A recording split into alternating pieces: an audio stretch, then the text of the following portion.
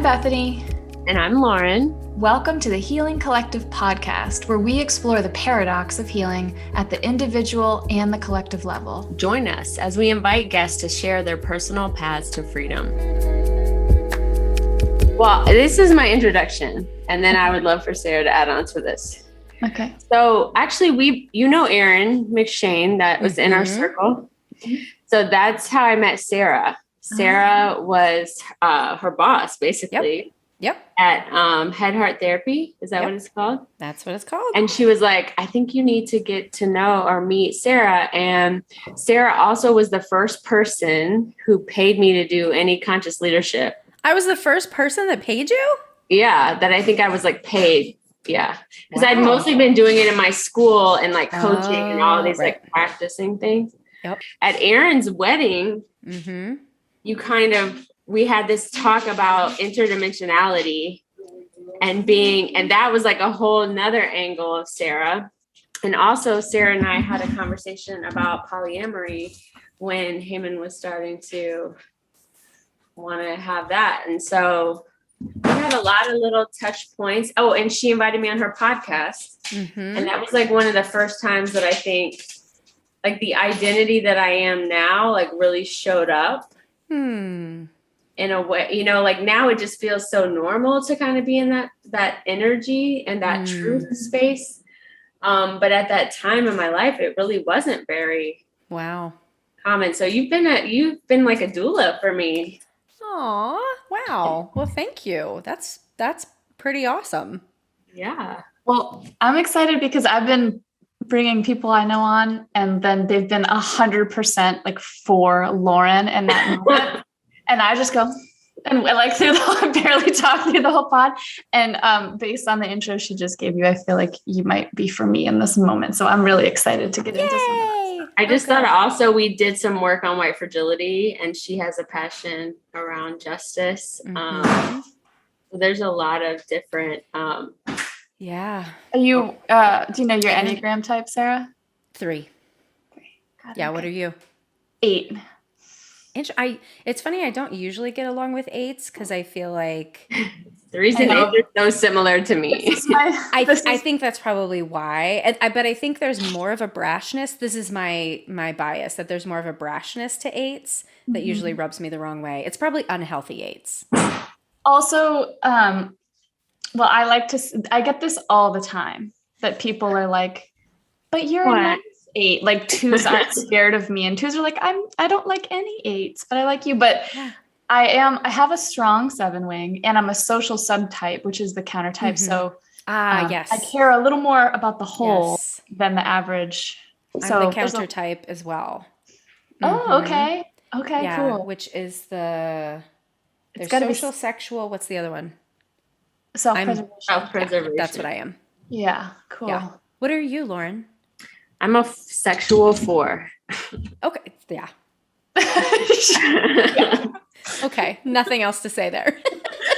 No elaboration required. Yeah. I want to say that the way that we approach the podcast is very kind of like in a surrendered state where we just have people show up and we start the conversation. There's normally 1 to 2 questions that we'll ask just about healing.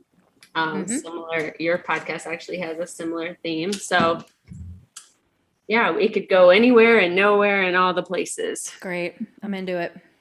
Why don't you just like update, since I haven't talked to you in quite a long time, like maybe like bring us into the present for you. Yeah, sure. Well, let's see.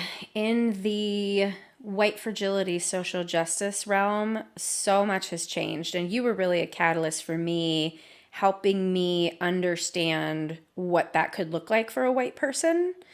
And so I've been doing a ton of work with one of my BFFs, Sarah Suzuki, and so we're doing presentations for the addiction industry about racism in the addiction industry, and we've changed the 12 steps for white supremacy. And we're going to drop that in a couple weeks, which I'm like, it's going to be amazing, but people are going to be pushing back on it. But it's been really cool. And my group practice did a course called Decolonizing Therapy for Black Folks that was just so I mean, Shauna Murray Brown, the woman who does this work, she's a social worker in Baltimore, just phenomenal. And like, oh, you should have her on too, because she is I like, follow her on Instagram. Like, she seems next level. Yeah. she's real. She is the real deal. She is totally tuned in to her authentic soul. Just incredible. So we did that work. And so I feel, I feel like not like I have it, but like I get it now. Or I didn't get it before, So there's that. In more personal news, I've been pretty much over the past 4 years working through trauma intensely, my own trauma. And I'm finally to the point of having some sort of like narrative around it. And I'm writing a book about my experience, and I just did ketamine journeys. Actually, we can talk about that, because that was an incredible part of my healing that really kind of got me, I think, to the other side, because I was just really struggling. I was so depressed this winter. I mean, obviously COVID has just fucked everybody, but can I cuss? I assume I can, right? Oh, yeah. Yep. Freely. Yep. So yeah, so that's where I am, passionately working on healing my trauma, really interested in anti-racism, and that's the most important stuff. Cool. Yeah. Yeah. We talk about journey work on this podcast a lot, but kind of indirectly. And like we'll just be referencing. Well, we talked about our journeys, but we haven't really had a guest who has like said like this has been something that's like really helped me specifically. Yeah. And I'm so interested in ketamine. So Lauryn and I work with MDMA, mushrooms, LSD. And I know a lot of people who are working with, ayahuasca and toad and things like that. And my only real exposure around ketamine, I'm going to be just smart around this. Someone very close to me who's had chronic pain that really controlled their life, ruined their life for most of their adult life, had like back surgery at 18, and it was like botched and a mess, and got put on meds and became totally addicted to the pain medicine. And then their whole life just around the addiction to the pain medicine because of all this pain, which I guess the body creates the pain to get the med, and a lot of desperation around how to get out of that cycle. And he tried everything. Like he gave so much money to like quack doctors and like flew to other states and had all these weird treatments. And he would just stay awake all night on the computer, like looking into weird forums, trying to find a solution. Well, pain makes you crazy. Yeah. Yes. I understand this peripherally now. I've not had a chronic pain issue like that. But I've had a front row seat, and I see, and he wasn't himself. And then he found this guy in New York who does ketamine infusion treatments. And it's not like an assisted journey. They're just pumping you and leaving you there for 4 hours. And even without it being well supported or really even giving any helping people understand what's happening on that medication, his pain did really strongly improve. And even I think a lot of his trauma has been getting processed through these journeys. Eventually, once he started, because the pain, I think, is a manifestation of the trauma. It's back. Yeah. What was your experience, Sarah?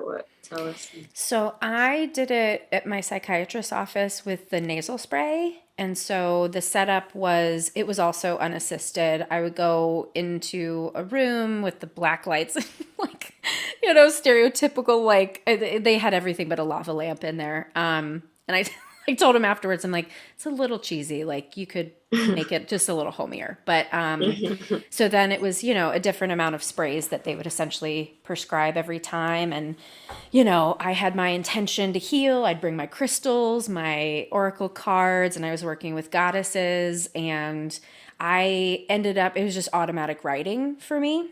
And so I was having a conversation with, I think, my higher self, or I'm not really sure.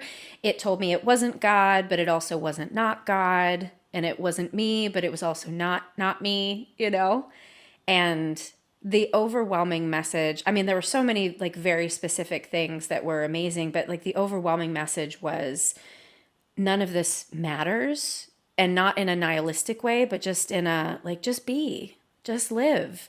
It's all about love. It's all about connection, and you are fine. You're Mhm. good. Everyone's good. It was so beautiful and so profound. So kind of a surrendered oneness experience. Yeah. And did they work with you in advance around intention setting and all of that? Or were they Nope. like, come in with an intention and show up? Okay. I can't remember because I knew what I was doing, Yeah. because I've done enough, not journey work, but just enough spiritual work that I felt okay. And I mean, they were very clinical about it. And there was Yeah. one time that they said they offered, after like your third journey, you could have one of the therapists come in and facilitate. And it was just clear to me she had not done her work, because Oh, it was wow. just like, I'm like, you're ruining this. Just get out. I just want to lay on the floor and commune with the beings. Mm. Yeah. How many times did you do it? 9. Wow. Yeah, the course was 9 times. And it was just 2 hours. Every Thursday at 4 o'clock, I'd go in, do my little journeys. My husband would pick me up. We'd get French fries at McDonald's and have a night, go to And bed. does the medicine just wear off like in the Yeah. 2 hours? So you're pretty clear when you leave. I mean, I was still dissociated a bit, which is why, they don't want you to drive. But I think the most sprays I did was like 18, and they would prescribe like up to 30, but I'm really pretty heavily impacted by any sort of medication. And you do it, they would have me start right at the beginning and then like every 4 minutes or something. And so you're done within the first like 30 minutes of sprays, and then obviously you go up and then the come down. So getting 18 sprays versus 30, is that like you were having a low dose compared to the average person? Or is that just a normal range and they make their, like, do you think were you cool after 2 hours because you're having a lower dose, or were you cool after 2 hours because the half-life of this drug is very fast and short, and no matter how many sprays you got, you're feeling fine after 2 hours and like you're out of the experience? I mean, it's always 2 hours for everyone, so I'm assuming it must be the Okay. half-life. But one of my staff members actually does ketamine journeys too, and she was saying that in clinical studies they picked a dose just because they picked it, and so everyone kind of bases it off of that, but it affects everyone wildly differently. And there were some times where they wanted me to take a higher amount, but I needed to take less because when I was taking more, I was just falling asleep. So I really kind of had to like play with it. And I think it depended how hydrated I was and how tired I was, all those things impact it. And how do you feel like when you talk about, you were talking a little bit about this like trauma exploration that you did and the depression, like how is connecting to that higher self supportive to moving you through that? It was the sense of everything's okay.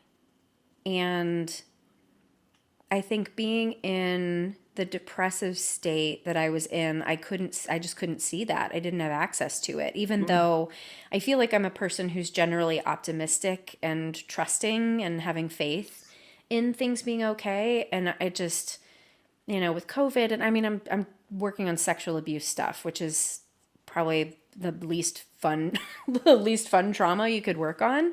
And so it just got really dark. But yeah, the message of oneness. And I actually had a spontaneous like journey before, because last summer, I think it was last August, I had gone to a trauma treatment program because I just was like done. I was so burnt out. I was seeing my clients and they were saying the scary things, and I was just like, yeah, I can't help you because I feel the same. And I realized I couldn't be with people. And so I went to this trauma treatment program, and I had this really cool therapy experience where I really felt like I was giving my younger self the love and compassion and autonomy and support that I needed. And then I went back to back into another therapy session, and we were doing somatic work, and the therapist was like, just kind of notice what's happening in your body. And I closed my eyes and I started to see and feel like black ink streaming out of my second chakra. And I'm like, that's the fucking sexual abuse, like coming out. And then I had this like wave in my head. And then it was a Kundalini awakening. It exploded, connected all my chakras, and it was like electric eels swimming up and down my spine. And I was just like crying and laughing the whole time. And after it was over, I just felt like I just needed to be out in nature. And I just felt everything was connected. Like the deepest level of everything makes sense. And it's okay that nothing is like, I don't know anything, but everything makes sense at the same time. Mm-hmm. And that was non-medicine. You're saying that just like no medicine whatsoever. Through in some pattern. Yeah. Yep. Yeah. I really. Yeah. Lauryn and I have been talking. I mean, before you just talked about that experience with somatic work, I was going to ask like, okay, so as a therapist, like as someone, this is your profession, this is what you do. How essential do you perceive medicine work to be and journey space to be? You know, so I'm a coach at CLG, and Jim is always like the trifecta, CLG? Or Conscious Leadership Group, or like CLG or some kind of top down, like self-awareness, liberatory work where you're thinking about this stuff and actually growing your self-awareness and all of that, like something around that. Somatic experiencing, like some kind of somatic work for body work and medicine work. Like he's like, if you're doing these three things, like you're pretty well covered.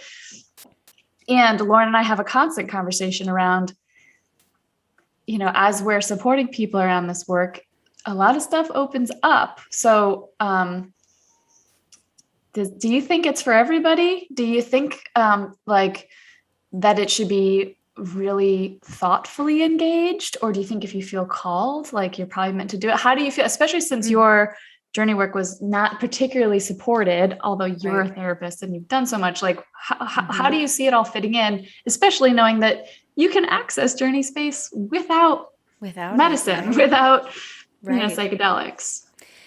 I mean, what I'm hearing you explain is like body, mind, and spirit. Right. All of those have to be engaged. And I believe in that 100%. And I think there's so many ways to engage with spirit that can be, you know, medicine plant-based, and it can be otherwise, you know, like people who can go into a trance state with prayer, you know, can have that experience. And so I don't know. Who am I to say whether it's for everybody or not? You know, I think everybody is different, and I think there's definitely people out there who can't tolerate it. What does that person look like in your professional opinion? Professionally speaking, how would anybody who's had a history of psychosis, it's not safe because, you know, the lines of reality and dissociation are already blurred enough that it's not safe. I think anybody who's looking for a solution, it's probably not for them, or at least not in that moment, because that's not what the medicine does, right? You get to a solution about the journey, but it's just about the journey. And I think I've been listening to a lot of podcasts on cults and like the way that the wellness industry has manipulated people. I think this is going to sound shitty, but I think you'll understand, like as a group, humans are really stupid. And I say that only because we just want to feel good. We just, and en masse, you just can't promote something en masse. It's just really dangerous to do that because there's so many individual factors that go into what psychotherapy works for you, that go into, you know, what anything, right? And so to promote anything blindly, I think is unsafe. So attending to the body, mind, and spirit is always what I encourage my clients to do. And for different people, it looks in different ways. So I hope anyone listening, I don't think you're stupid individually, but we're all just collectively clear. I mean, look at the state we're in this world. Clearly we're fucking it up. You know, I remember Jim saying that we like went to lunch with Jim Debner, who founder of the Conscious Leadership Group, but he was saying that in his exploration as a pastor, which was like his life before this, he just saw like, okay, people group in like 2s and 3s. And then there's this other grouping that's like around 12 to 15. And then there's kind of like this a little bit bigger size, but that once you get a little bit bigger than that, he just saw even like as a church in a church community setting, there were just all these patterns that begin, a group think. Yeah. And it's just because people want belonging and people want answers. And I think the energy is powerful. I think that there's a tipping point. If the energy is all moving in one direction, I think there's a way that like the gravity of that has a really big impact. Absolutely. Right. And if the person in charge is narcissistic or manipulative, then how could they possibly get out? Like I just exited a group and I got caught up too in all of it, and then didn't realize until hindsight that, oh, this was not good. This was not a healthy environment to be in. We all get caught. I'm smiling because I sometimes like scroll around on TikTok and there's this guy, I want to say his name is like, I'll find his name. I think his name's Kevin. Oh, here it is. Kevin James Thornton. And he has just been, he does like a singing voice thing with he's the gay guy guy who does, and now all what he's been doing lately, like he would talk about funny dates he's been on with the weird piece of art, like that was his really viral one, but now he's talking about all of these stories the church of being in church and like the weird ass shit, and I know exactly what the fuck he's talking about all of these. There's like 100 people I want to text all of these. There was one he did today that he was talking about how they do dramatic reenactments of Carmen the Champion and like the devil punching, Jesus to the ground and Jesus coming back up and people crying and then cheering. And I'm like, people think the stuff I've been getting into recently is weird. Like, especially, I want to say, especially maybe my family and stuff, like I'm like tarot cards and they're like, but I'm that's like, the devil's work we've been up to in the church is so much weirder. And I saw another girl who was like, all this stuff, Christianity is like magic. And like the prayer, she's like, those are spells. She's like, exactly. That's manifestation. What religion did you grow up in? Evangelical Christian. Oh shit. Yeah. Oh shit. Exactly. Yeah. Like, and my experience wasn't terrible. There was a lot of purity culture stuff. There was a lot of really good, solid people too. But the subculture of it and like all of that was intense. Well, and to be fair, like we talk about Conscious Leadership Group a lot on here because that's the way Bethany and I met. I'm like definitely dabbling in moving away from it more, and Bethany works for them. But it's like there's that energy there too. Well, you know what I'm saying? What I've come to is I love cults. I love CrossFit. I love church. I love CLG. I love like all this stuff. Like I love it. Apparently the music industry, that was super culty. Like I apparently I love it. And what we call it writing a recipe, but I was like, apparently I'm get interested in something kind of weird, get all into it, start to not trust it, get into a big knot about it, throw it all away, find a new thing. Like I just like to do that. I've done it like 30 times. So yeah. Well, Sarah, I want to know, like, everyone who comes on here, it's because we see them as a part of this like healing collective, like how we have all this access to all these people who are doing all these different things in healing. But then when I feel into you, it's like you're like next level because it's not just like an organic journey you're here to talk about. Like you're out in the world supporting healing. You've had this, other piece, and then you have a podcast. So in a lot of ways, like big mirror, to kind of like what we want to be doing. And so I'm really curious, like from that place and this present moment, right? Like, what do you know about healing now? What's true for you about healing right now? You cannot rush it and you cannot predict it. Yeah. I mean, before I started learning about being a trauma therapist, I really thought, not that I thought I was like healed, obviously, because we're always still doing stuff, but I had no idea how traumatized I was. And so I didn't know how the depth of the work that was yet to be done. And there were so many times in the process where I was just like, I need this to be over. Like, this is too painful. I can't do it anymore. But for whatever reason in this life, my journey is to just heal the fuck out of as much as I can. And it just can't be rushed. And so I'm doing a big piece of work on the sexual abuse with a psychic right now. And today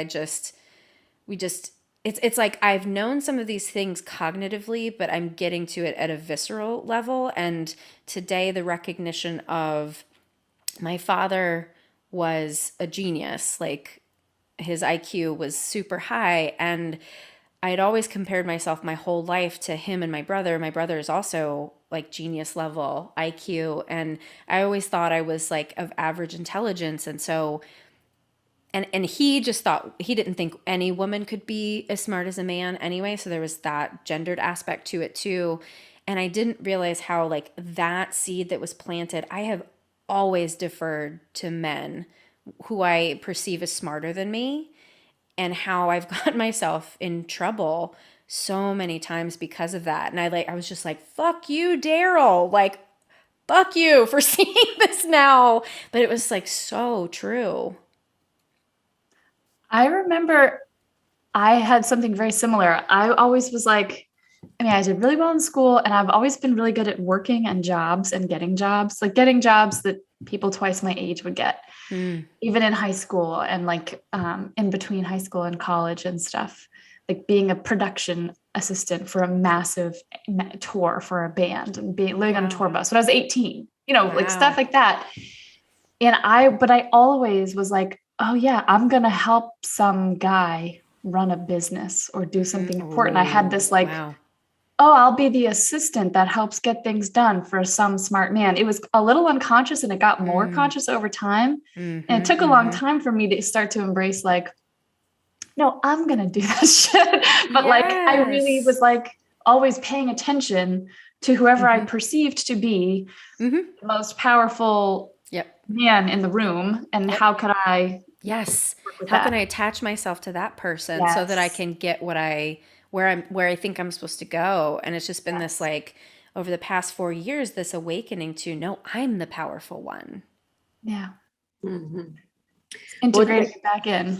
Talking about decolonizing therapy, or just decolonizing period, I think as a term, like, as you know, I when we met, I had already done a good amount of unpacking around whiteness. But really, since that, around the time you met to now, it's been around patriarchy and just really that being the same. You know how whiteness is like, it's like the air you breathe, it's the water you swim in. So it's like a fish asking a fish to like point out water. People are like, what are you talking about? And like, that's how some of this like internalized patriarchy has been for me. Noticing, realizing that like the ways that I'd internalize it, I would turn it back on my mom, like on other people, on myself. And my last medicine journey, one of the intentions was to bring online divine masculine in me, because when I checked, it's like, one, I felt like I haven't really seen examples of masculine energy that I would want to mirror or have. And so also I could feel in my system that the only versions of masculine I could really access are these mirrors of toxic masculinity or immature masculine, like all these different things. Right. And so it's just been a really humbling exploration to see how, and even like around, and how those overlap with white supremacy culture. And let's add capitalism in there too, because I've been doing a lot of work around my internalized capitalism. Yeah. Which is like patriarchy. I mean, it's all the same shit. Which is, I call it like consumption, that consumption, consumer energy, like, and even the way we consume humans, and how that relates to the way that we show up sexually, like just all of this, like it. Yeah. And it is at least I really related to the Black energy, like leaving your sacral. Yeah. because that energetically, it feels like, well, my dad died a year ago, and it feels like that was also like a catalyst. Yes. And there's like things that are energetically leaving. Yes. And my system is restructuring. My parents died in 2014, and I really think that that was the catalyst to my spiritual journey. Both of your parents in the same year? Yeah, 9 months apart, and they had been divorced for 25 years. Oh, wow. Yeah. But a psychic told me that they always go together in every lifetime, that they have a contract that they just always do. So yeah, 9 months. Total. My dad was totally out of the blue. My mom, her cancer came back, and I knew, like, I knew my dad was not going to live very long, and then when he died, I was like, Mom's going to die. Wow. Yeah. So And what do you? Oh, sorry. Go ahead. I was just gonna say, for me, like, my mom's spirituality, she wasn't evangelical, but if there was like an evangelical branch of Methodism, that was her, because she just loved Jesus so much, and it was so overpowering the way that she wanted me to experience spirituality, and so I just didn't, and I was just rejecting of it. And so once she was gone, there was space for me to explore what was true for me. And I read this book called The Afterlife of Billy Fingers, and it's not a very well written book, but the story is essentially this woman's brother dies, and then he comes back to tell her what the afterlife is about. And I remember reading that and just thinking, like, I don't care whether this is true, but I'm gonna believe that this is true because it feels good and it feels right. And none of it was out there. Like, if I read it again, I'm sure it's like all the stuff that like now I hear from, mediums and psychics and all that sort of stuff. But yeah, that was like the dipping my toe in the water, and then I just keep getting into the weird, and I fucking love it. This is what I want to talk about. Great, let's do it. And I think it's connected to this. Okay. And I'm pulling up this memory from the wedding. So you probably don't even remember. I remember sitting there. I have no idea what we said. Okay. So, but it like left a huge impression and was like a catalyst for all these other things. You were talking about a book you read about different generations. Yes. The Fourth Turning. The Fourth Turning. Okay. Diana told me about that book. No, that's not it, actually. No, I hadn't read that since till the pandemic. So no, this was a different book. Anyway, go on. I don't remember this. I'll tell you what I remember in my mind, because I'm not sure what I remember is basically I was talking about my dad, and my dad coming here and feeling like he didn't like match to his body, and that he was a soul traveler. And like we were talking about, and I remember like unicorns came up and gnomes. I like remember it was like an all over the place kind of conversation. But what it had me walk away thinking is that like different generations have different assignments. Yeah, the third wave. Yes, it was a third. It was a 3. Yes, the third wave. So will you give some context about that book, and then I have like a follow-up question? Yeah, let me look up the author, and her shit is way out there. Because I hadn't even read the book when I was telling you about it, and then I started to read it, and I was like, oh, this could be really crazy. It was third wave, and then the other one was Fourth Turning. The Fourth Turning, yeah, that's really interesting too. But the third wave, essentially, this woman, and I can't remember her name, and the book is not exactly the third wave. I'll have to send it to you so you can like put it in the show notes. But she somehow has connection to the interstellar knowledge, whatever. And apparently this was it. She was reading past lives for people, and there were people who didn't have past lives. And she was very confused by this. And so she got a transmission that said that there are different levels of volunteers that come to Earth.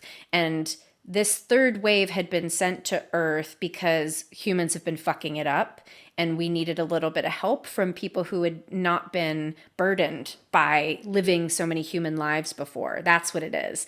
And again, it's like, I guess I want to say this too, because I believe that this is true, and I hold it lightly at the same time, because so many people can, I think, get caught up in being like, this is concrete fact, and then not be able to also believe in science and not be able to be grounded with it. So I guess I just want to say that too. Like Yeah. anybody listening to this, I think mind, body, spirit, right? If we have the three connections and those are balanced, we will be balanced. But if we're too, it's just like if you're, your seventh chakra is wide open and you got nothing grounding you in your first chakra, Yeah. you're not going to be able to like manifest Right. anything, right? Yeah. So it's just all a balance. But it's really fucking out there, and it's really fucking cool. So clearly that was it. That's what I said to you that made sense, Yeah. right? Well, and we were talking about my dad. It came up with my dad, but basically here's a little context. In my first medicine journey, similar to how you connected to something and it was like, I'm not God, but I'm not this. Like basically this whole other being took over my body. She started telling me all of these things, like and every time I journey, this being like comes back. At that point, she took me into my abuse, talked me through, said she was healing my body, like all of these things. Because I had like repressed memory. So she knew like taking me into the memory was going to be hard. And she basically like held my hand like through this process. But now I've had probably 6 to 8 journeys where there's some sort of connection, and there is a third way. Like it's basically like what I've been told is like very similar to what you're pointing at. Like, Yeah. And like uses this body that I call Lauryn and the DNA of Lauryn to like support this process. But this comes back to like your parents and soul contracts and all that, because like I think that this generation, like and I would say generation like me and you and Bethany's age, like we're here, our assignment is to heal and heal the intergenerational trauma in our bodies. And I think that's why it's such a conversation. Yes. Because I'm always like, and then when you talked about like our parents and some of these realities around Christianity and what they were here. So even if they're at a soul level, they have this different awareness and this different understanding of what reality is or isn't. When they come into a body, part of the contract is dealing with what's in the collective. Yes. At that time, and taking responsibility for doing your part in moving the collective forward. So that's where I was like taking all of that back to healing the collective. Right. And I mean, I would guess this is something I'm kind of making up as I say it out loud, but I was told that my dad definitely did not fulfill the contract that he was supposed to fulfill in this lifetime. He didn't do any of his work. And so he had to go through spiritual kindergarten to learn it in the afterlife. And my mom, I don't think did the work she was supposed to do in this lifetime. So that would make even more sense if like the boomer generation, and it's not all boomers, right? But if the boomer generation like didn't get to fulfill the contract, and then we have to have this third wave come in and be like, all right, guys, let me hold your hand. Let me walk you through the thing because you fucked it up. But I'm going to take this, generation and we'll do it a little differently. Who knows? Well, and we look at their generation before that is really where we saw 12 step and things like that begin, right? And prohibition. Right. And I think that it's that what you're saying about the seventh chakra has to be rooted. I think that there was a lot of trauma in being human and in evolution, and nervous systems just got completely out of whack. And then there was some access to kind of like leaving the body and intelligence and this huge boom in industrialization. Yep. And so to your point, like full mind, body, and spirit, if your body and your nervous system is totally hijacked. Yeah.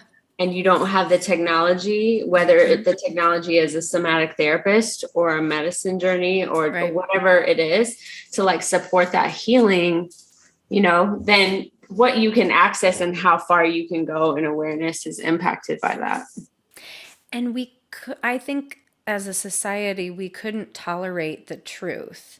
Like I'm thinking about, and obviously I didn't live through this time, but just watching Mad Men. And I remember like first watching it and being like, that is disgusting. Like, how do people watch the show? Just the I love that misogyny show. and all of that. Like it's a great show. But my initial response was, this is Right. disgusting. And then you were like, this is what built my entire reality. Exactly. And that's what it's criticizing by. Right. Yeah. Yes. Obviously. Yes. Great show. I'm not criticizing it. Just like this was my internal reaction. But Okay. there was no, like, they couldn't tolerate the truth, right? Don Draper was always cheating on Betty. And it's funny, like now my husband and I will watch a show and we'll be like, well, why aren't they just polyamorous if they're cheating on each other?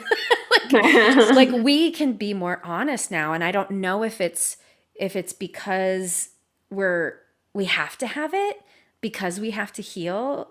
You know, like why are millennials and Gen Z so much more interested in therapy now? Is it because there's just this driving force to heal? I don't know. And it's just, I think there is a driving force to heal, and it's been normalized. I think people used to be really ashamed of getting a divorce, and really, really deeply ashamed. Not that people aren't still ashamed of it, or ashamed that they needed therapy. Right. No, it's like self-care. It's like, you don't have a therapist. So when something becomes more normalized and more accessible in society, more people are going to give it a shot and get all their data points too. And I think it's very clear that we're on a collective shift, and there's people way at the beginning of the bell curve, and there's people, there's people all along. Well, which is why I think we're having such a pushback now. I think I have it behind me. I don't know. I can't see it. Anyway, but I learned about the Mahakala in Buddhism. Do you know this? Mm-mm. So the Mahakala is the protector of the Dharma.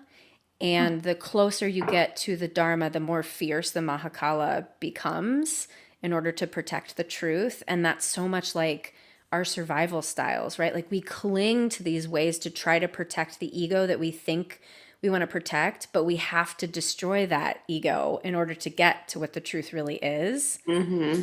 Yeah, that's a paradox. It's one of the paradoxes. Well, and then also what I was thinking too when you were talking earlier was like at the level of the quantum field, or even we want to talk about astrology, if we're all just dust flying through space and space is constantly expanding, like it's more efficient the less like dark matter exists. And so to me, like there's another level of healing that's just like, it's more efficient for the evolution and the expansion of energy. And that's why, and then it gets manifest or personalized through the lives of individual humans. But I see that with like my son and certain things. I'm like, there's this whole attitude sometimes with my mom or older people with young kids with like, we got to teach them and we got to whatever. And it's like, yeah, your wisdom is valued and important, but I just keep seeing like, they are so far ahead of us. Let them teach us. Exactly. They are so far. Like he is so good. Like I'm like, my kids are like weekly, especially my older son. Finn, how old are yours? 6 and 9. And Finn, it seems to be when he's at his dad's house or doing journey work in the house, but he'll come back on a Sunday and be like, do you think ideas aren't really ideas that we came up with? And maybe it's somebody from another dimension that's coming and telling us something. Like he'll just say shit like that. And he's fucking 9. And I don't know about this stuff. And so, yes, I think they're extremely tuned in. Extremely. When you were talking about the Mahakala, so he's going to be a podcast guest coming up, but I'm working with a therapist. His name's Greg, and he does, he's a SEP, somatic experience practitioner, and he does a lot of internal family systems work. Are you familiar with that? And so I have a thing happening in my life, and I've done a lot of work, especially a lot of unwinding, a lot of healing stuff in the last couple of years. So it's a new relationship, or it's a relationship dynamic, and I am experiencing I'm moving towards freedom, basically. And I'm more available to that than I ever had, and self-trust. And every defense mechanism is like piling up, like all 17 are like, poo, poo, poo, poo. And like, even when he's doing internal family system stuff, Lauryn and I do persona work, but we'll kind of focus on one. It's just like, boom, boom, boom, boom, boom. And it's because there's so much more freedom and trust that's there. that all that shit is coming up, and it's okay. Cause I'm like I'm, working through them all, and I'm having all these waves or whatever, but it reminded me of what you're saying. Like when you get closer to the truth, that's when the defense systems all come online. Yep. And there's an inevitable contraction when we expand. Yes, that's the nervous system too. You pendulate back and forth right. and back and forth. It's scary. Like what I'm finally really tuning into is like I am so powerful, but it's scary to be so vulnerable and so seen that of course, like I'm going to contract and try to protect myself, because the more you put yourself out there, obviously the more criticism. Like there was a period of time over this last year that I was terrified of being canceled. Like everyone's being canceled. I'm going to say, one wrong word in my Instagram, because now I've got like over 12,000 followers. So now fucking people are looking. And so I'm terrified of being canceled. But then I just recognize like, of course I'm going to fuck it up. And no matter what you do, someone's going to think what you're doing is not good. Right. You can't exist without people resisting some part of what you're doing. And the more liberated you are, the more upset people are going to get. Right. So that's what I was finally like, oh, I can let go of this. And I've been getting into being a witch. Like I'm taking witch classes right now. I'm so excited about it. So I found this it's called a troll sigil. And I can show you because I have it on the back of my phone, because the spell is essentially you put it on your phone or your computer to protect you from trolls. Whoa. Yeah. Okay. So, I mean, this is the same. Well, wait, tell us why we need to be protected from trolls. I would like to know. I mean, just like to not get caught up in it, to not get hurt by it, because there will be trolls. Of course, there's always people causing shit. You mean actual trolls on the internet. You don't mean like...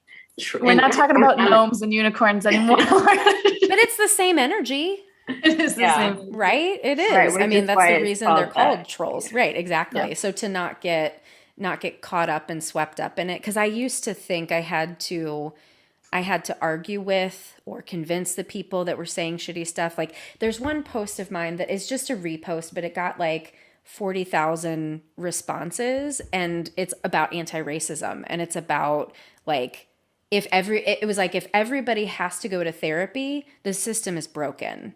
And then people responding like, well, of course we need to go to therapy. And I'm like, I'm a fucking therapist. I'm not saying going to therapy. I'm saying we got to fucking change the system. Right. We got to challenge the system. It's a symptom of something. Exactly. Right. Yeah. Why don't we go to the actual root of it instead of always focusing on, I mean, even the work that I'm doing right now around racism is so much on, we talk a lot about liberation and like that equity should be in service of liberation and not stopping at equity, and the way that equity is just more like a Band-Aid to a broken system versus like, well, what would you create if you were creating it all from scratch or you were creating a system that centered human relationships and people thriving and.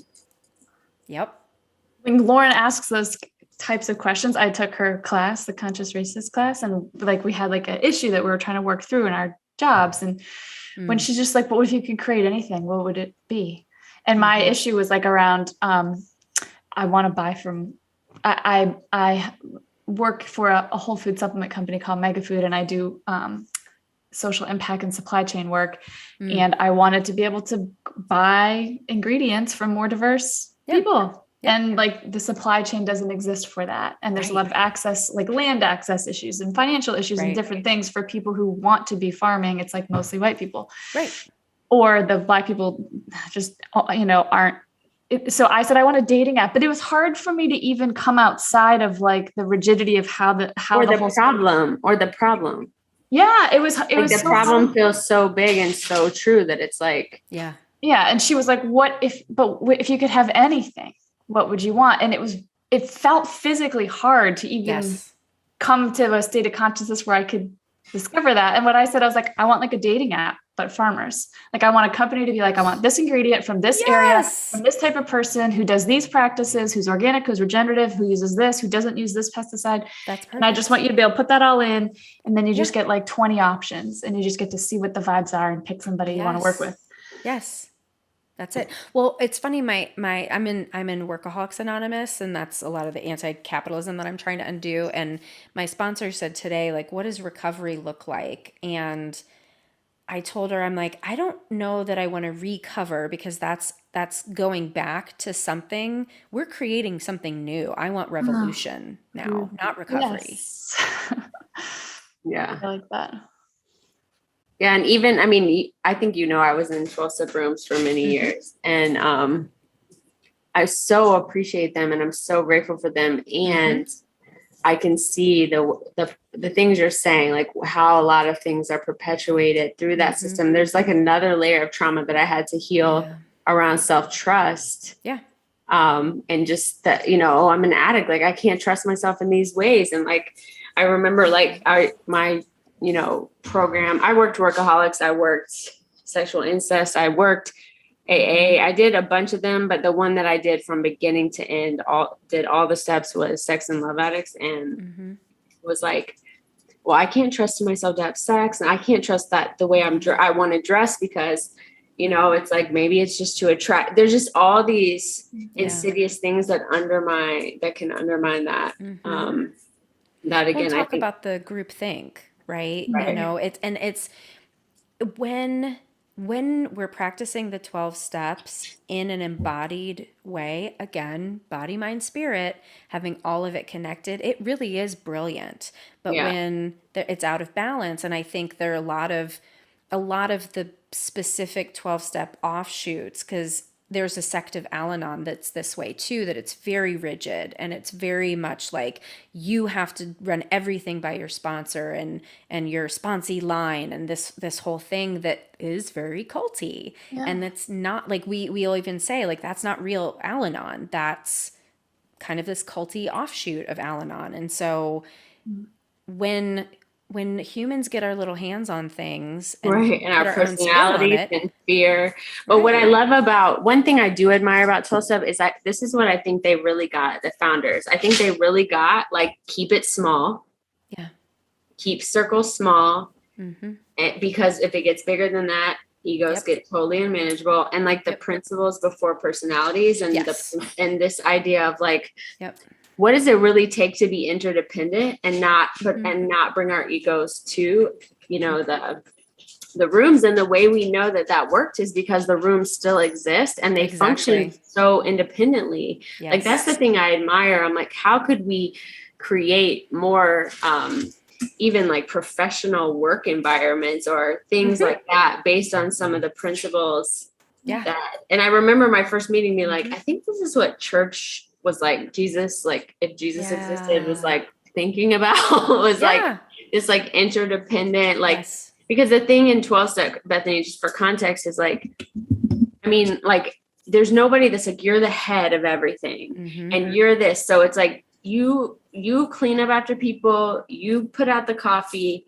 you put out the chairs, like, everybody just has a job and no one is like higher or lower than other people. And it just rotates all the time. And it rotates in a way that, like, if most people end up graduating or moving out of the program, the whoever arrives can just kind of take over, and it just keeps moving. And I think that's really smart.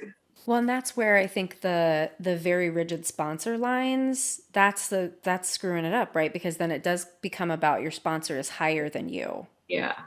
There's a power dynamic. And looking back, this is what's crazy. And like, God bless him, because at the same time and this is a paradox of healing. For me, a paradox is like, over here for Lauren's experience, there really isn't good and bad people and healthy and unhealthy. There's just what's happening. Yeah. So what I want to say is, he supported me to get some profound healing and some guidance that I really needed. And he was like a white male gay sponsor who was like 20 years, could be my dad, sponsoring a woman in a sex and love program. Yeah.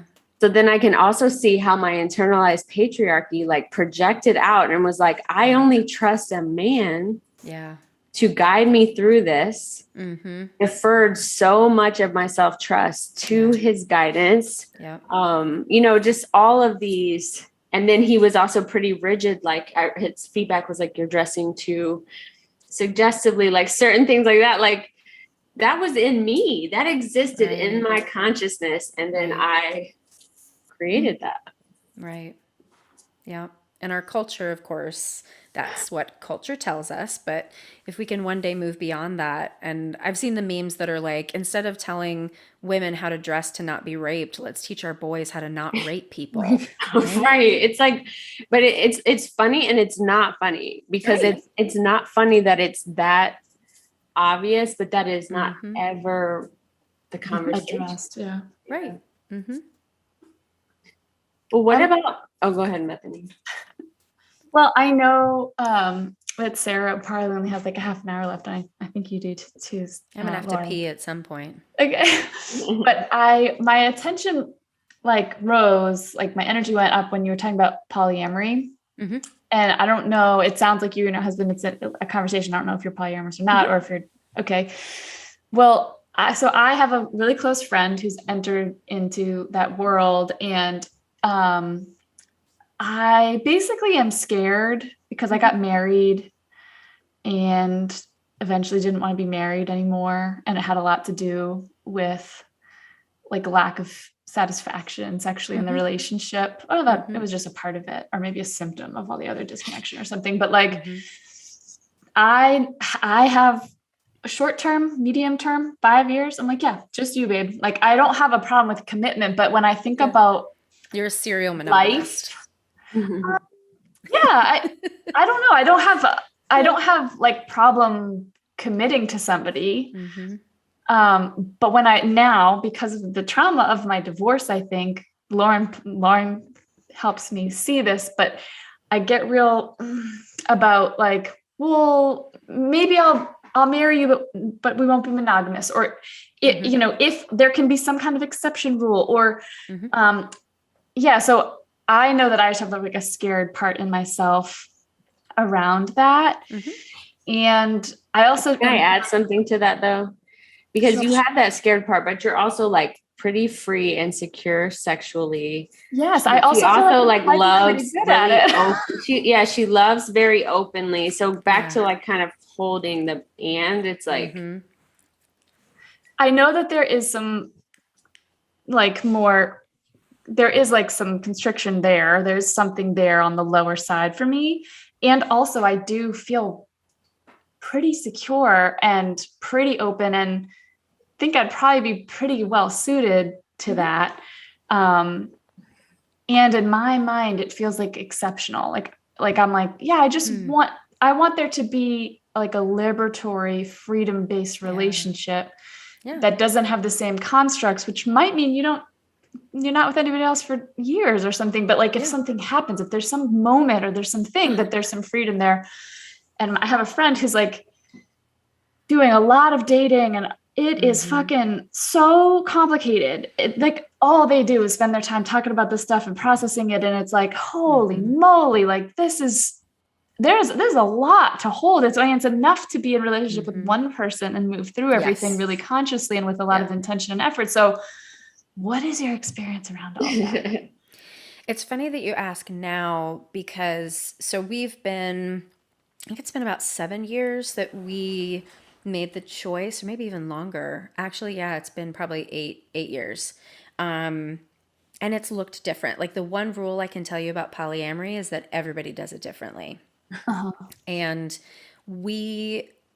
I had a relationship that ended 4 years ago that really kind of spurred this understanding that I had been sexually abused, because it wasn't quite an abusive relationship. It's like on the human level, it was consensual, but on the spiritual level, it was not consensual. And it's really difficult. Like we could do a whole podcast about that. Yes, I know that you know. Yes. I know exactly. Yeah. But it's hard to describe it all to listeners. But so I haven't been in a relationship since then. And except for your primary relationship. Right. Except for with my husband. And I tried to like push myself out of that. Like I felt after that relationship ended, I felt like I had been raped. And I couldn't have sex at all. I couldn't think about it. I couldn't watch anybody talk about it. I couldn't have it. And at some point I tried to force myself. And so I started dating again. And, every time I was out of my body, or I'd have to be drunk to do it. So we ended up seeing this couples therapist, and because Rich and I, and he has consented to me sharing this. He's just not as sexual as I am, and he's also very vanilla, and I'm very kinky, and so we've always struggled with our compatibility sexually. And I always thought that meant something was wrong with our relationship. And the therapist really helped us understand, like, we have intimacy. And there are so many different levels of intimacy that it really doesn't matter how often you have sex, how you have sex, whatever. And that woman was the one who got me connected to this psychic. And since the first time I talked to him, he's like, you're not going to be polyamorous after you heal this. You're not going to fall in love with anybody else other than your husband.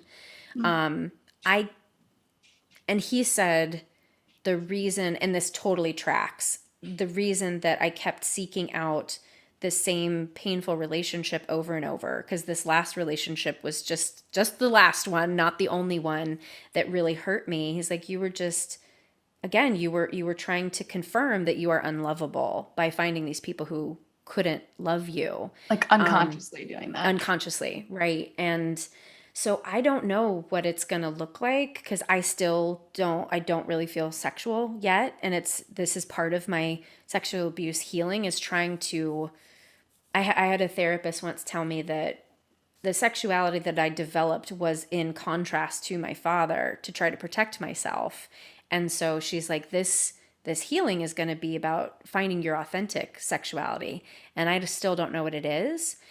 And I've asked Rich, like, would you want to go back to monogamy? Like, he hasn't dated since the pandemic because it's just, that's too much. And he's like, no, I'm fine. And I said, do you want to go back to monogamy? And he's like, no, I don't think I could ever go back. But there are times when we're just not going to explore it. Like you said, like, there's the option, but unless there's a person that I'm interested in, I'm no longer, I can't go on OkCupid anymore, because those are not my people. I mean, maybe some of my people are there, but like, I need a soul connection now that I didn't need before.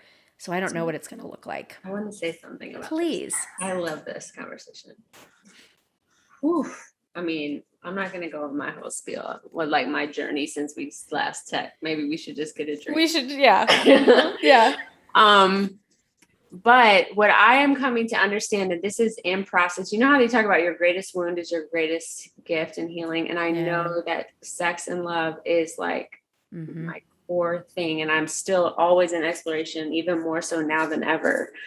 But like, because we are healing so much, I think that we do need the freedom to heal. And so many of us, there is so much sexual love, intimacy, trauma. So I think that, and this was true for me, I'm an incest survivor, and I had to keep creating it to bring it from my subconscious mind into my conscious mind. And as soon as because the memories were repressed. So as soon as I had that journey, that the memory was called online, it was like it all zipped up for me. Yes. But the reason I'm saying that is because what I feel like is happening in these restrictive relational models is like you had to go on that exploration. Like, you had to go on it. And in these different models that we have, it's like, and also these attitudes of like, relationship is over if you do this. Like, if you ever want someone else, relationship is over. And what I'm really exploring in the middle of it, and the invitation to polyamory was part of opening my understanding to this, is like we have to have the freedom to explore. And we also need to know like who our soul family is. And we also need to be tethered at the same time to heal. Like, we need both at the same time. Yes. And that if relationship, like I always say, like, me and Bethany, like, I didn't like get on a dating app to find Bethany, you know, like, I wasn't like, I really need a best friend. Like, I am struggling, like, you know, or like, my best friend needs are not met right now. I'm going to go look. We arrived. It was like she arrived. And also, we weren't even cool at the beginning. We didn't even like each other that much. Oh, really? Yeah, that's a whole thing. But The bottom We line like, is, I'm just like each other. We just was weren't like, spending a lot of whatever. time. Yeah. And then I was like, will you be my learning partner? And she was like, I guess. yeah, I had an aversion and Like, some can attraction. you hang with us? Yeah. I was scared of her. That's why I asked. Very 80. Well, and all of that to just say that,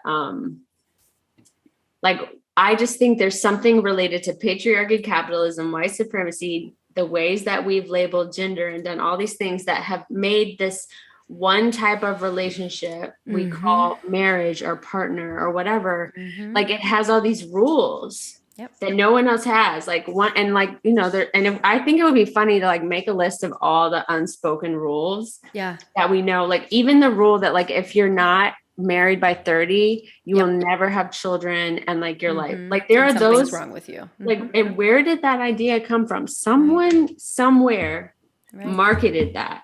Right. Well, I'm sure that on some level, whether this was conscious or not, like the way that marriage was constructed and women like staying at home, that's so controlling of women, right? Because as soon as we got out into the workforce, oh, shit had to start changing. Oh, we can't sexually harass people anymore? What? Right. There's just so many layers to it, but, and it can be very complex, but I think the simplicity of it is like, when you find the people that you're like, I'm tethered to you. I don't know why. Sometimes I don't even know why. Sometimes I'm just like, there's a commitment here that surpasses this life or surpasses this whatever. Like, I'm in this with you. And the more I've learned to like honor that and lean into it, and it's fucking hard. Relational healing, relational intergenerational trauma is the greatest work of our generation, and probably I would say 2 to 3 generations after us. Yeah. And it's the same work that we see the Republicans and Democrats modeling, that they're being invited to, but not stepping into. The same work that is being invited around race. It's like, I heard there's this song, this beautiful song, and she's like, the future isn't feminine, it's union. Oof. And what I thought, I just thought like, and of course she doesn't mean marriage union. She just means the union between all of these polarities. Right, right. Well, and there's a theory that because I think like, not that transgender is a new thing, but non-binary and transgender is more visible now, and more people are speaking truth to it because we're moving beyond the binary in all the ways. In all the ways. And that's a physical manifestation of transcending the binary. And then on that, the other layer of that, if we want to tie in the third wave, is that I think that as consciousness, as we're becoming more aware, like we are remembering other lives. We are remembering, we're bringing lots of incompletions into one body. And so there's so much happening in one body that's trying to get integrated, and it's manifesting as, you know, so many genders in a body, so many different experiences that want to happen in one body. But it's all a part of this kind of like healing integrative experience. I like that. So would you say, Sarah, that a lot of people who are wanting multiple intimate relationships at the same time are working their shit out, but maybe just really unconsciously, so they don't know that they're doing that? Like, do you think in general a strong drive for like the average person to have a lot of partners going at once and have that newness all the time, or something, like if there's really like I'm looking for something else all the time, that might be trauma or a lesson, that there's an invitation there? So if I say yes to that, there are going to be so many people that are angry about that. And yet I think we're always working out our trauma.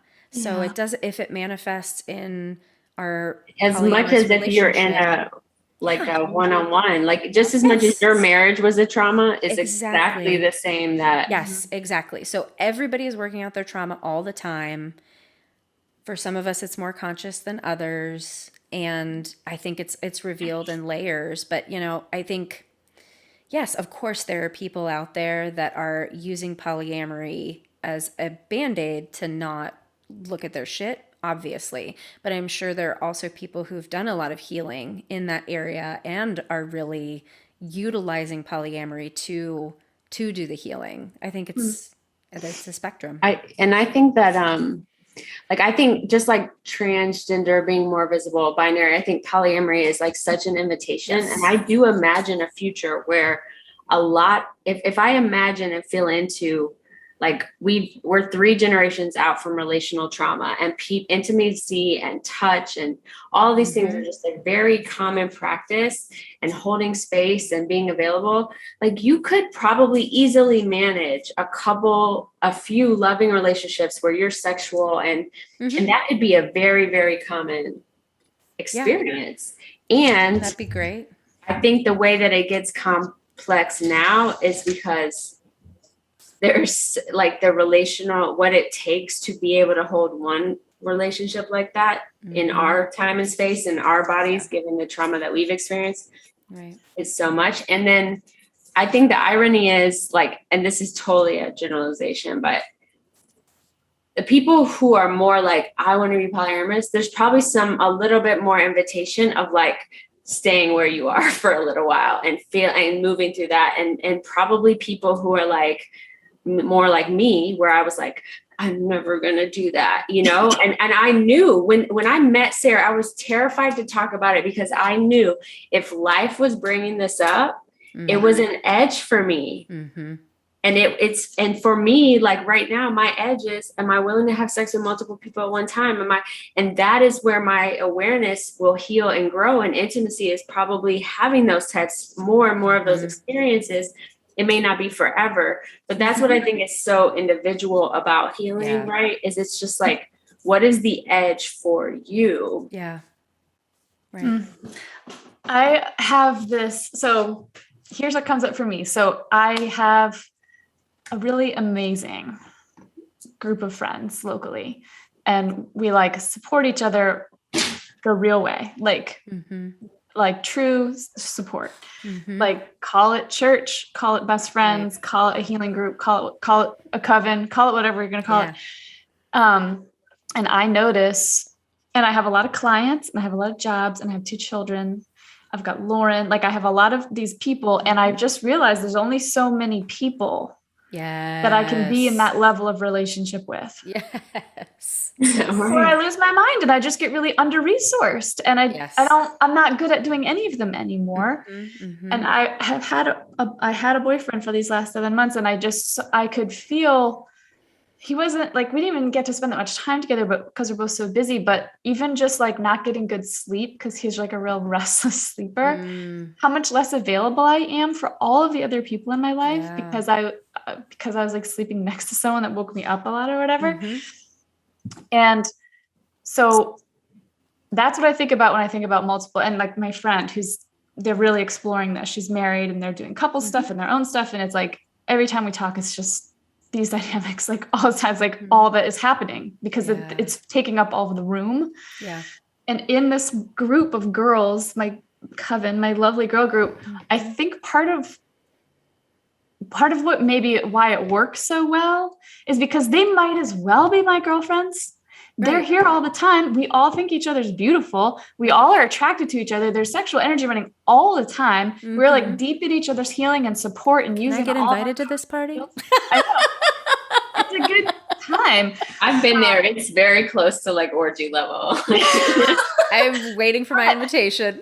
And I am frequently like, I wonder why we haven't. Like, why haven't we all had sex with each other at this point? And I think it's because we're really, we talk about that. Like, we recognize that that is like, we are close to each other, and we just talk about how beautiful each other are. And that it's like, we all kind of want to hook up with each other. And because it's so out and open, it doesn't become compulsive. It doesn't even feel that actionable, because it's just like this. Well, and if we were like, do you want to like share finances with those people? Do you want to like have them move into your house and lay next to you every day? Like, do you want to create a business with them? Like, that's when I started to feel into that, I'm like, like during program, like for 6 years, I didn't have sex.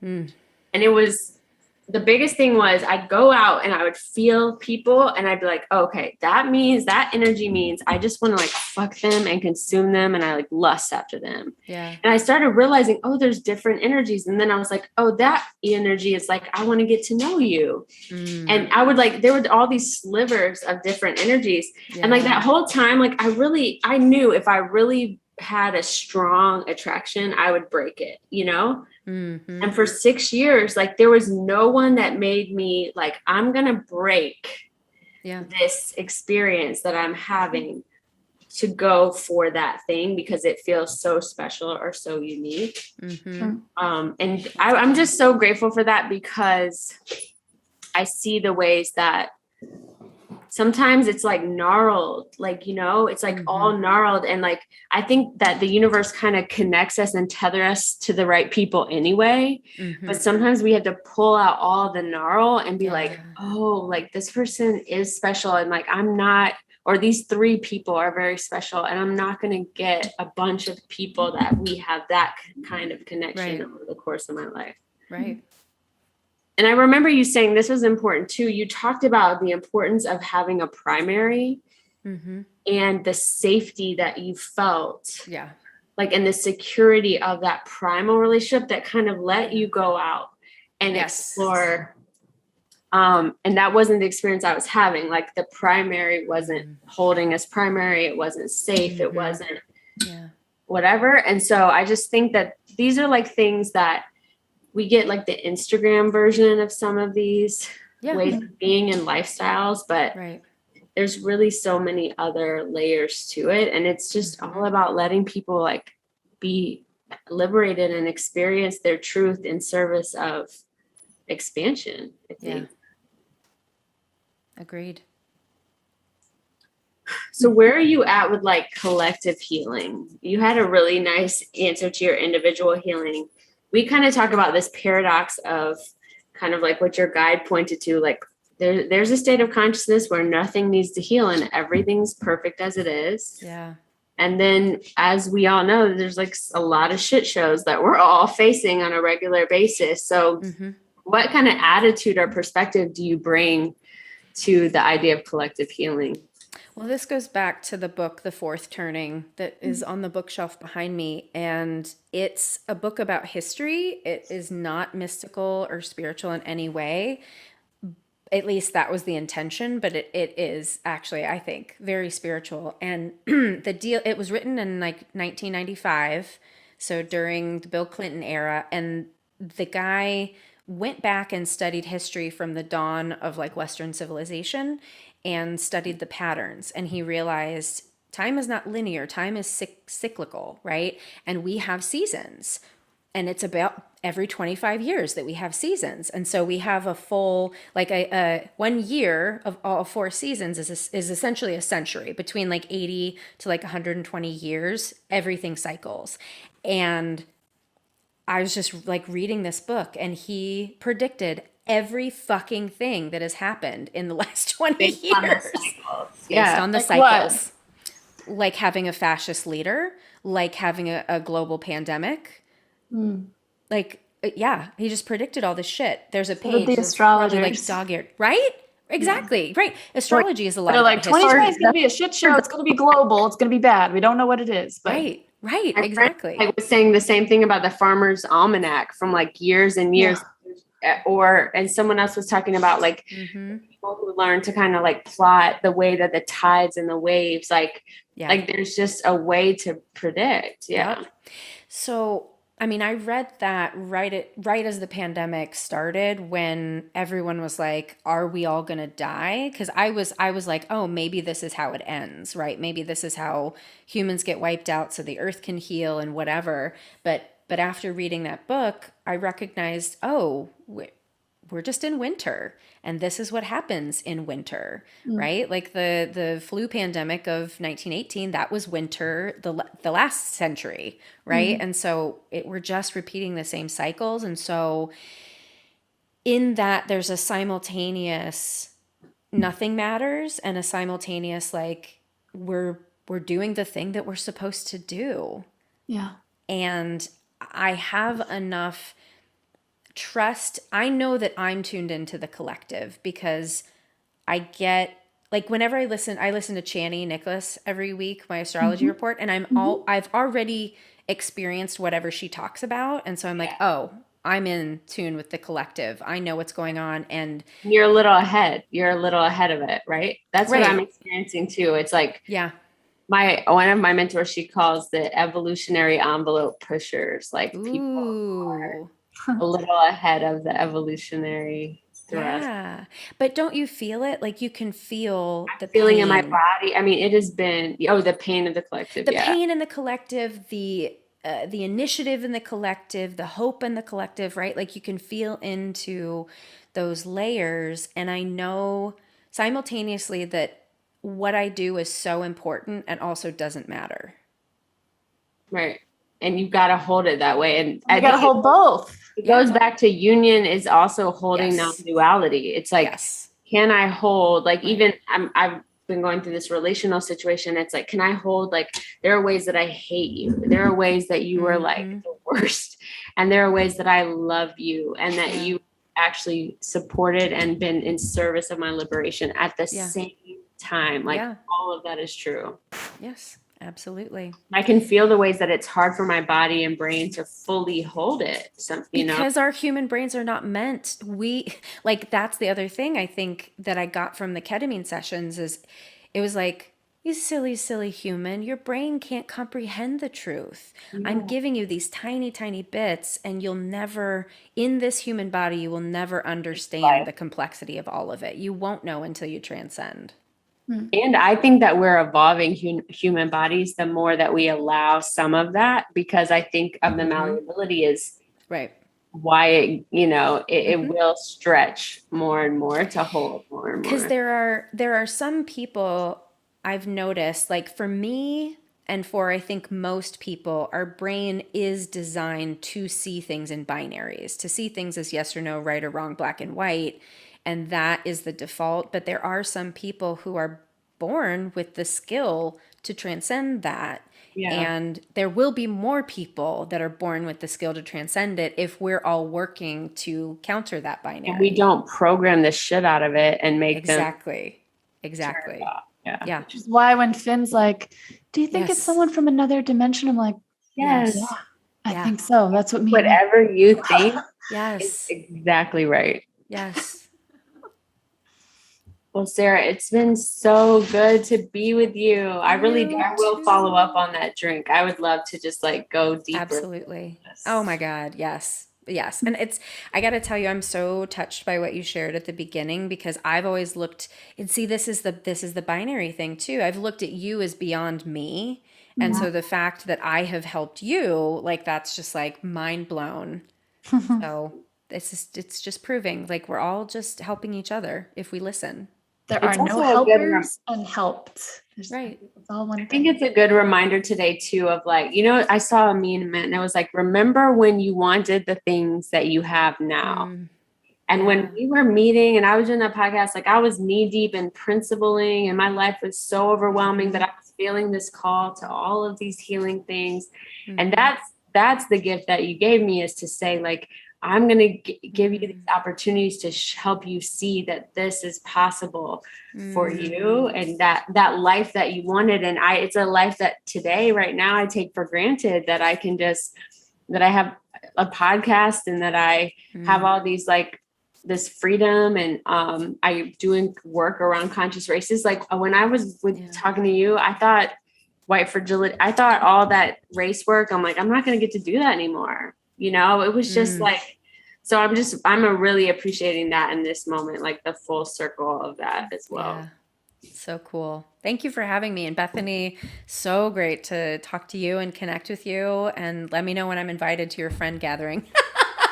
You're literally invited. I think we might need to do like a visiting Salem once a year, like, oh my God. It's like, I think it's witch reunion tour, and like all the witches are invited to. I live in Beverly. It's the town next door to Salem.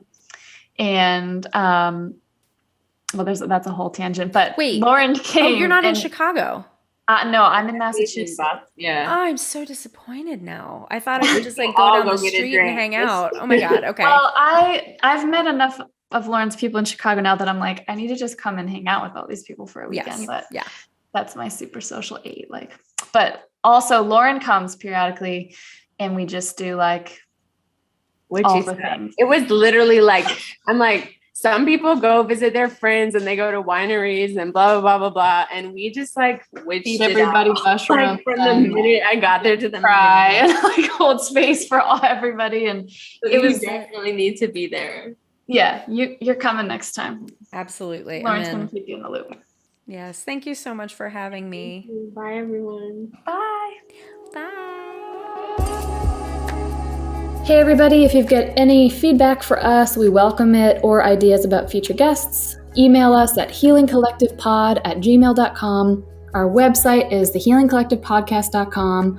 We are at Healing Podcast on Twitter, and we are at Healing Collective Podcast on Instagram. Special thanks to Monda Creative, who edits all of our podcasts, and Two Tall Women Productions, who produce. Thank you.